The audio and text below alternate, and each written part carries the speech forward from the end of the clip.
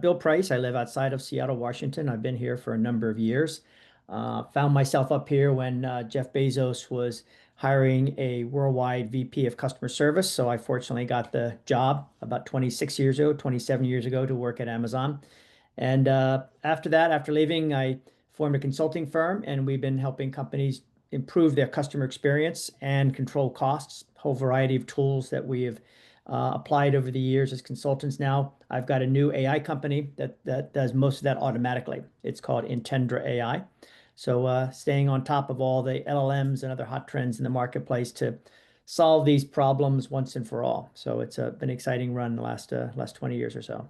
Wow, wow. What was it like being on Amazon in the early days? Well, you hear all these images, Chris, drinking from a fire hydrant and, trying to build the airplane while you're flying. None of those is actually close to the truth. It was wild. When I joined the company, we had just launched a video store and the music store. So it was primarily a bookstore with just a little bit of sales in video and in music. When I left, we had 33 stores. We had 33 different product groups. So running customer service meant we had to stay on top of those with knowledge articles, training our agents, obviously upgrading the website with information, improving self-service. We grew from two warehouses in the United States when I joined. And I don't even know how many there are today, maybe 300 in the United States. So that was wild. And we grew from two or three call centers around the world to about seven or eight when I left, a lot more than that now. But we really focused on one of Jeff Bezos's early mantras, which is Earth's most customer-centric company. It was a great expression for me to operate in. It gave me lots of room to collect data, influence my peers, work on new processes, and achieve that far-fetched goal. So it was a wild time.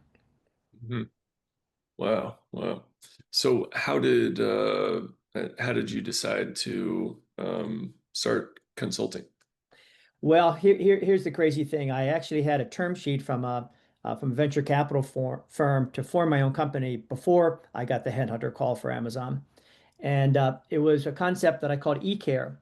And the idea back in the late 90s, in my mind, was to harness multiple um, technology vendors in the customer care space, CRM type vendors, knowledge vendors, and so forth, uh, harness them in a single solution in the MCI network. Because prior to that, I had run a business unit inside of MCI. And so the idea was to get these four different vendors, four different companies who were only doing licensed software back in the late 90s to come together as a virtual offering in the MCI network. So it was about 10 or 12 years before the cloud was invented. It wouldn't have been the same thing as a cloud, but it was kind of like a prototype in a way. I set that aside when I went to Amazon. And then after 3 years at Amazon, I told Jeff I really had a hankering to form this company. I thought there was still a need for it. The cloud still hadn't been invented. So he acknowledged that was an important itch to scratch. So I left. Um, and it was just a really bad time because 9/11 happened. The dot bomb period occurred, and so things just really dried up. So the same term sheet that I had in my hand before I went to Amazon was worth one third as much when I left Amazon, and the restrictions on it were much, much tighter. So I decided to see if anybody needed my help to improve their operations, and everyone wanted to hear about the Amazon way. Like how can we become more like Amazon? And so we got busy pretty quickly, and just continued to be that way for for the number of years. Mhm. Did you plant the early seed in Jeff's mind for AWS? Oh, I wish I had, but I was there when the prototype of that happened, which was when Toys R Us and other companies came to Amazon and said, "We want you to be our website, our customer service arm, and our fulfillment center." And so we started building those businesses back in the late 90s.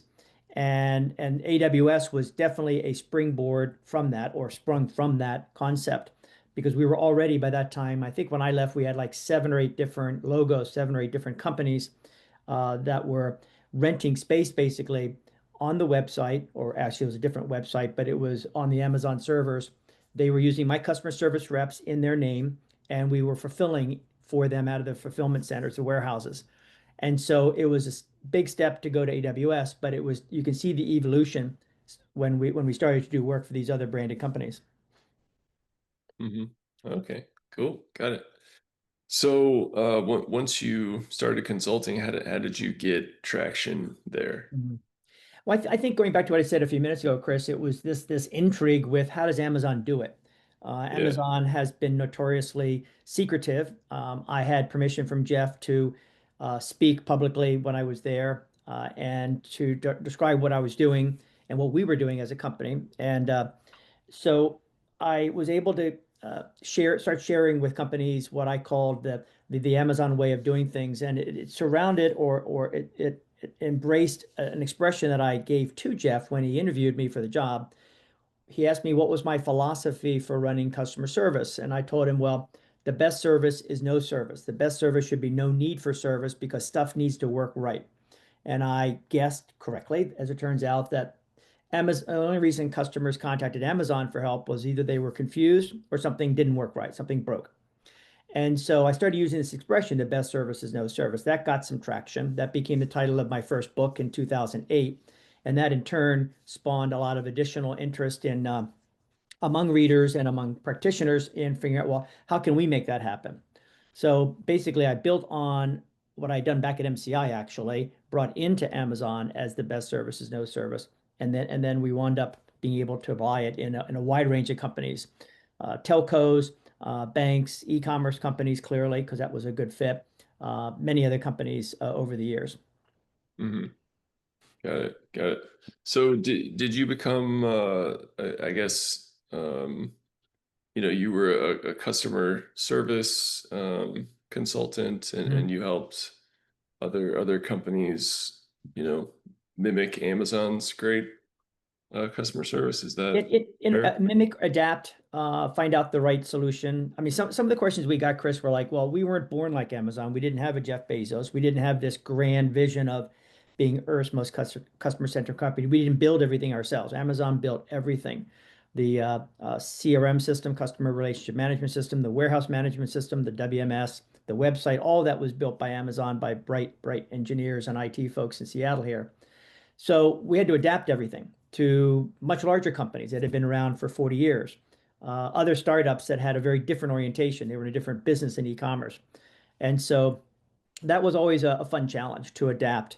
And we did other work too. I mean, we did other work too. Among other things we did, which I did at Amazon as well, was to figure out should you have these support operations in-house or should you outsource them? And if you outsource them, where should you go and how should you make it work? So I came up with an expression there which says, where in the world? Where in the world should we go for support? Should it be our back door? Should it be a rural area? Should it be near shore? Should it be in India or Philippines or South Africa? And so that became one of our practices within Driva Solutions, my consulting arm as well. I took Amazon offshore and with an outsourcer for the first time. Everything was captive, all Amazon employees when I got there. When I left, we had the foundation set to do offshore work in India, in Northern Ireland, and in different parts of the United States. So that became a key part of the consulting that we did as well to help other companies figure out, what should we keep, what should we maybe partner with another company. Mhm. Got it. Got it. Um, so, what is your perspective on the impact of large language models on customer service, and how will that continue to evolve? Yeah, I think revolutionary is probably a key word for this, Chris. I think it's totally transformed and is continuing to transform. It isn't done yet at all. How we think about customer service, customer support, employee support as well. So when you think about the two dimensions, LLMs are now able to anticipate and through incredibly good programming, personalize what customers need, sometimes even before they know it, before they need it. And so, from a customer facing point of view, it will continue to transform self service, but also anticipate and go out to customers who are not complaining. Let me just touch on that for a moment. One thing that we're keen on in my new company, Intendra AI, is to identify and to figure out what to do with the non complainers. And non complainers outnumber complainers. Why? Because Yeah. they either gave up, they don't know where to get the answer, or they're ready to leave. And so they're not bothering to complain. They're basically they have an alternative in mind. So we're going after using LLMs, we're going after who those non-complainers are. And we have an expression for them, which we call silent sufferers. And so we couldn't do that before. We've talked about it in the past. A lot of us have talked about it. It was in my book in 2022 called The Frictionless Organization. The idea of silent sufferers are really deadly for you. You got to figure out who they are. But back in 2022, just before ChatGPT burst on the scene, we didn't know how to do that. Now we can.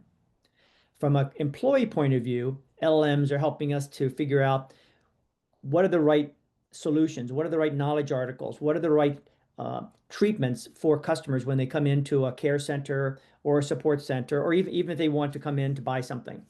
And so instead of saying, "Hey, Chris, how are you? What can I do for you?" The system already knows a lot about you, bringing in data from different sources and anticipates what you might need based on your previous history or based on your previous inquiries, based on your who you are and what you bought from us in the past. Here's what you might want to benefit from us. Or from a support's point of view, we know that you just bought this new mobile device, this new OnePlus phone with such and such features in it. You're probably in the process of configuring it. Hey, we can help you configure that. And that could be done in agentic AI, or it could be done by an agent, customer service agent, supported by these LLMs, so that it really reduces the time to get the problem solved. It educates both the customer and the customer service agent. It also provides much more self-service so that customer service agents don't have to handle these simple issues. So some of what LM is doing has always been on the drawing boards for us for 20, 30 years. Now Mhm. we can do it at scale and do it really, really inexpensively. Wow. Okay, so you are solving a major pain point with the folks who are suffering, but they don't say anything about it, and then eventually leave or leave Right, bad reviews or whatever. right, right. And you're able to leverage LLMs to identify them and help them to stop suffering. Correct. Correct. Okay. And this is a really hot topic. When I've talked about it with former clients of mine and new prospects and customers, I did it at a seminar on a panel recently at the University of Washington Business School. My fellow panelists were from Amazon and Starbucks, and the speaker before us was from Microsoft. And so it got everyone talking about it, which is we obsess over the complainers, and that's a good thing because they're bothering to complain, but keep that word bothering in mind. I mean, they don't really want to complain. They'd rather things work well. The best service is no service concept, but nonetheless, they're complaining. So you handle them and you deal with it and you try to do it in first contact resolution, and you try to make sure you educate them on what's going on so they can become more able to work with you in the future. But they only represent about 15% of all customers, the complainers.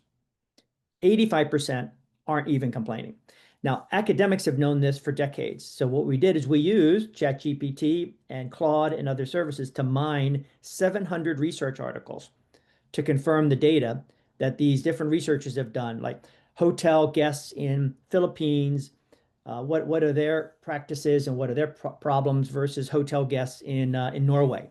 Very arcane, funny looking, funny kind of studies, but these academics do this and it's wonderful work. When you start splicing it together, you find out that most customers don't complain. So it's so important to do that because the turnover rate for silent sufferers is 88%. Again, coming from this academic research and coming from the gut feel of a lot of companies, but you don't know it because they're not telling you.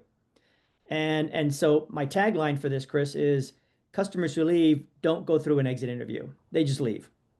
And so if you don't figure out who they are, they're gone.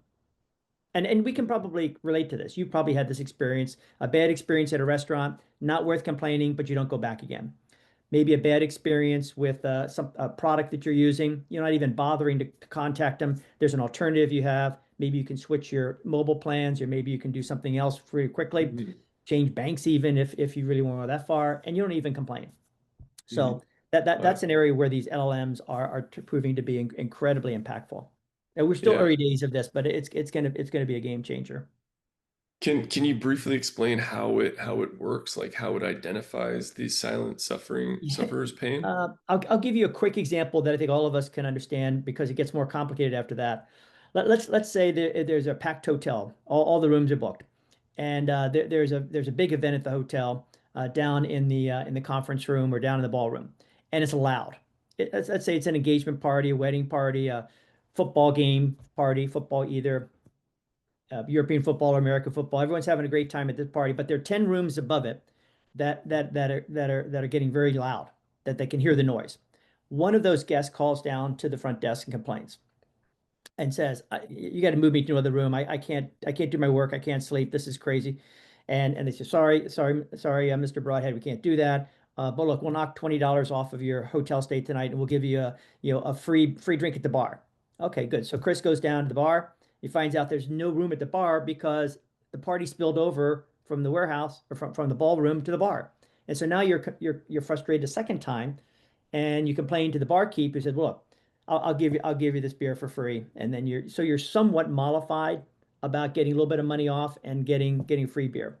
Okay, so you're one of those 8 or 10 guests who are similarly situated, is the term we use. The what we're doing is we're saying, what is the probability that those other guests had the same problem? And the answer is you may not know, because you're not sure whether they stayed in their room. Maybe they went out to dinner somewhere else. Maybe they're on a long walk or something. Maybe they're in the party itself downstairs. You don't really know for sure. And so the way to do this initially is to say, let's assume that all of those customers who are similarly situated are equally frustrated. So we better go out proactively, acknowledge that there was noise, apologize for it, and do something that is appropriate for each of those guests. So if George is a a million point stay at this hotel, you may do something a little more for George than you do for Nancy. Nancy might be a first time guest. But then again, you want to treat Nancy really well because you want her to come back again. You want her to become a million point guest at some point. And so we use the expression assume the worst. Now, that's a simple example where you can do that. But it gets more complicated when you have 500,000 subscribers to a telco service or 1.5 million banking customers. But we apply the same concept, but now we do it on scale with bringing in different data sources and using these really multiple LLMs that we have to harness together. Mhm. Okay. Wow. Are there specific industries you focus on here? You mentioned hotels. I think it's any industry that has a sizable customer base. So it would be certainly hotels and airlines, the whole hospitality industry, e-commerce for sure, the uh, retail industry, retail both retail in person as well, traditional retail in person stores as well as the e-commerce, banking. I mentioned banking, insurance, business services, so B2B type services as well. It really matches our consulting experience, which goes across all those different industries, from telcos to banks to some extent government services. Less so our practice, but it equally applies to what's called citizen services. There's a guy named Nick Streetfield over in the UK who has a company called GovMetric, and he and I are talking about how his AI tools for British councils, British council states and cities, is identical to what we've been doing in the private sector. So there's a lot of similarity between the public sector and the private sector. So really, it's almost any organization. It could be any size also. It could be startups that need to do it right from the beginning. It could be much bigger companies that didn't get it right before, and that was okay, but now it's not okay because customers have choice. Customers will walk really quickly. So it really is the spectrum this way, and the spectrum horizontally in terms of functions too.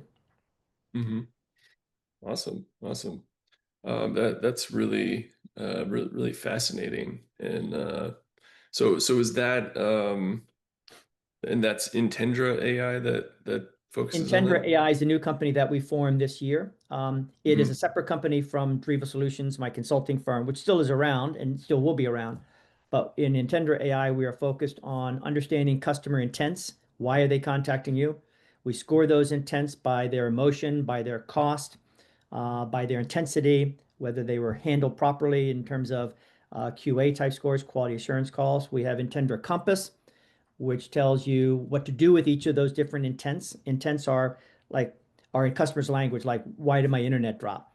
Or Hmm. I want to complain about the noise. Those would be intents, customer intents.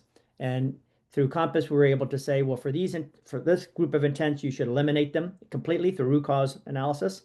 This other group, you should digitize them through self-service, agentic AI, apps, and so forth. This other group, you should actually try to increase because these are good intents. These are good reasons, they're valuable for the customer, and they'd be good for you.